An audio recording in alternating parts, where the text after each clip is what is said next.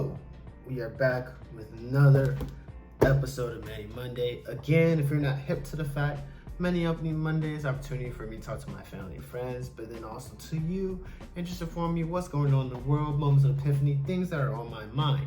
I usually talk about topics that are posted on my Instagram every Friday. My Instagram is right here. And Many Mondays, of course, are on Monday. But without further ado, let's get right into the list. That's again posted on Instagram. First, I keep saying fourth.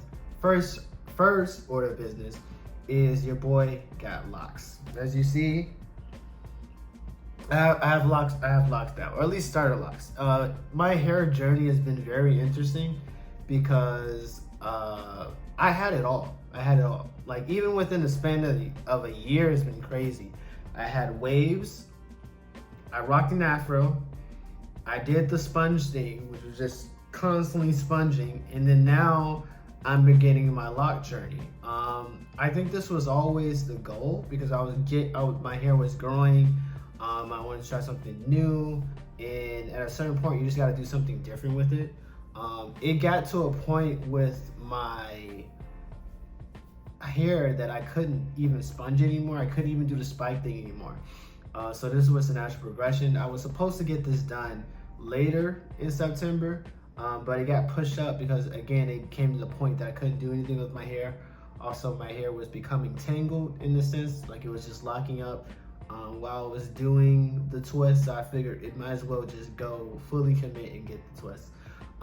Yeah, it's very beginning, early stage. I know people talk a lot about like, oh, when I got my starter locks, they were itching and all this other shit. I'm not experiencing any itch. I'm literally on day 3. I'm not trying to jinx myself, but my scalp is healthy. What I do, and I'm going to start doing, I should say, is I oil my scalp twice a week.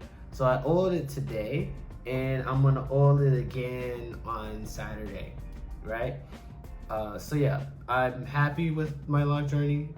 Some people say that it's rough when you start off, but I'm more confident in who I am, so I really don't care what anyone says, because but I think I really appreciate having black coworkers and also people that I work with that are African American, because blacks are historically discriminated against, and often you even see it within certain schools. They'd be like, oh, you can't have locks, or you need to cut that shit off, you can't be here.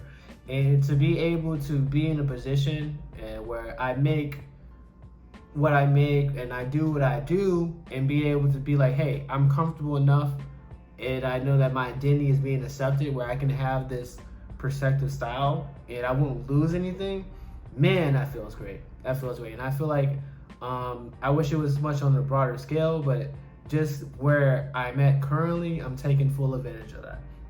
The second thing I want to talk about is why you trapping so hard. I've been working a lot, and I've been having a lot of things that I want to do. I talked about doing the Spanish video. The footage is shot. I'm currently writing a script for that. I talk about wanting to do a short film, and I'm constantly always going to the gym, as you can see. And yeah, I'm doing Spanish lessons, and I'm just doing a lot of things in a term of self-investment. I'm trying to improve my thought process, the things that I do, and the things that I'm learning currently, right? And I can only imagine, from the outsider looking in, is you see a lot of people, I only speak from my own experience, but you see a lot of people that they see you doing something productive, and they have to say something to bring you down to their level, right? And I want to say today, just don't let that get to you, right? Because the path that you're going, or at least I'm telling you, but at least the path that I'm going, I know I'm destined for more, and I know that I have the drive enough to be consistent with to get it done, right? Yes, motivation is good to a certain point, but motivation gets you to the door, but discipline will keep you doing that routine, right? So if I talk about with me in fitness, initially the motivation was okay, to look more like John Jermaine or Michael B. Jordan, but what's going to keep me doing it for long term is the discipline, right? And then also with Spanish, like the thing that initially started with me with like, okay, I'm looking at the job market and stuff like that, but now it's come to the point of discipline and wanting to not only learn language, but be like one with it, right? If that makes any sense. But yeah, a lot of people questioning the consistency and stuff. It doesn't make sense to them, and it makes them. I think the thing that makes people so afraid of someone being different from them is because it makes them do a point of self-reflection, and that makes some people be uncomfortable, right? Like just seeing someone that's healthy, someone that's investing in themselves, it makes them feel like they're not doing enough, right? Which isn't necessarily a bad thing, right? You have somebody out there that says like, no, you're enough and stuff like that, which is true. But I also think that it's good to have peers that want to motivate you to do more, right? If I see one of my peers doing something like that, or doing something that's investing in themselves, it makes me want to invest in myself, but doing something differently. I don't have to do the same shit that person is doing. Yeah, that makes sense, right? My third point is a true homebody, right? Y'all a lot of fake homebodies out there, right? I've recently taken a break from dating apps and all that other stuff, so I'm not even looking for anyone for the time being. I just want to just focus for the next however long, right? But I noticed was a lot of people, they describe themselves as homebodies, and they're lying. Okay, let's take for example, if you are going out this weekend, you are not a homebody. You're not a homebody. Like some people tell themselves like they're a homebody, and they tend to go out every weekend, or like, oh, I'm just only going out Friday. No. When I say I'm a homebody, I be in the crib, bro. Where are you going this weekend? I'm in the crib. Hey man, you wanna go up? No, I'm in the house. You fake homebodies. I'm really in the house. You know, some people think being in the house is boring. No, it's not. There's a lot to do. As much as we pay for rent, let me not project. As much as I pay for rent, why does it have to be so fucking stigmatized to just be in the house? Like, why wouldn't I be in the house? Like, I feel comfortable in the place that I am. Is where I spend the most time with. It costs the most out of all the expenses that I have on a monthly basis. So like, I feel comfortable in the space that I am in, and I will not be shamed for enjoying the space that I'm in, right? Because there's just such this level of peace. Like, give me a second. Hear that? It's fucking quiet. If I wanted to read a book, wanted to start cooking, I want to do whatever, I can just do that. I just love the peace and quiet and that I can get in the relaxation. I feel like really in this place, I've made it my own, because like, I mean, usually when you move into the place, it's just empty, right? And then you start developing a sense of personality, you start doing things in here and there.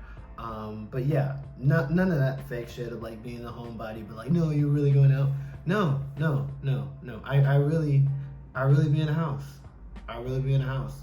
And if I do go out, usually once a month, right?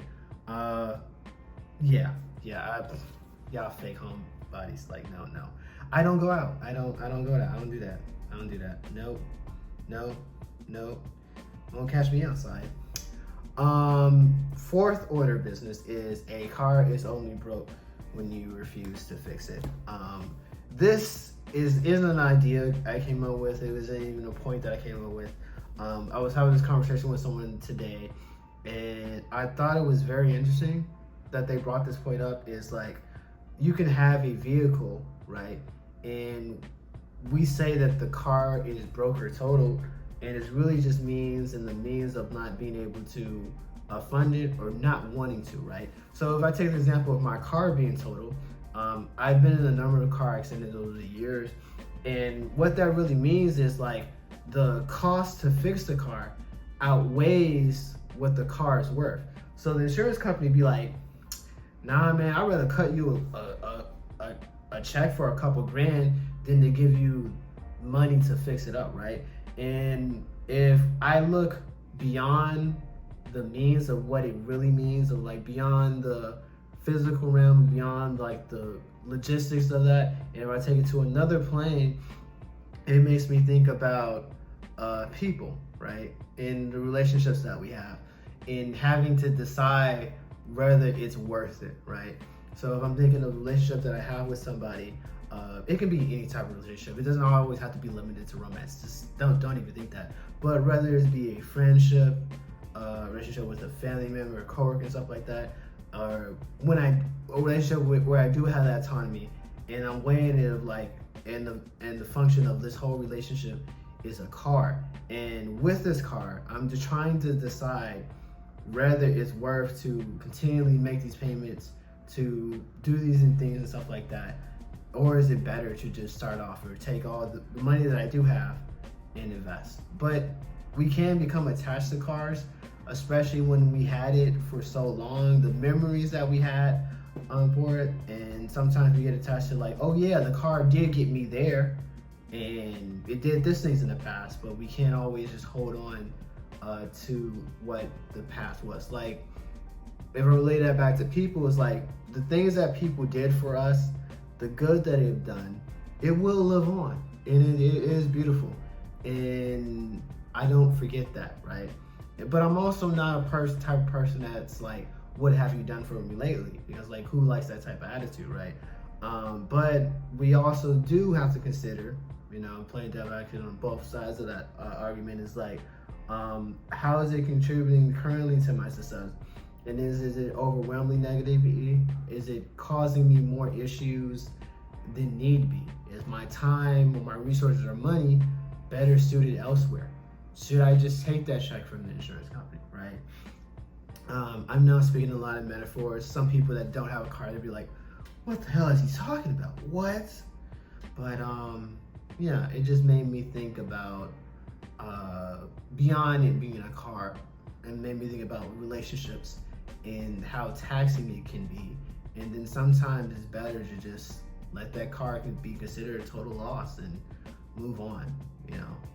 You don't know where you're gonna get with a new car. You really don't know.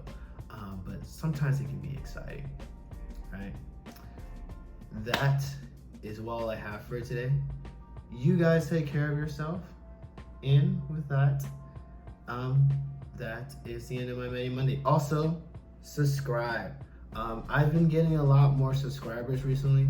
I appreciate that. It shows that the material has some staying power, and it motivates me to keep producing content, right? Why is Manny trapping so hard? I have to. I get as much as you get something out of watching this video, the entirety of the video, making this far. I also get something out of this. Being able to have a space to communicate my ideas and thoughts, and to know that someone's listening, right? Yeah, but that's all I have for now. You take care of yourself, and as always, jaritos.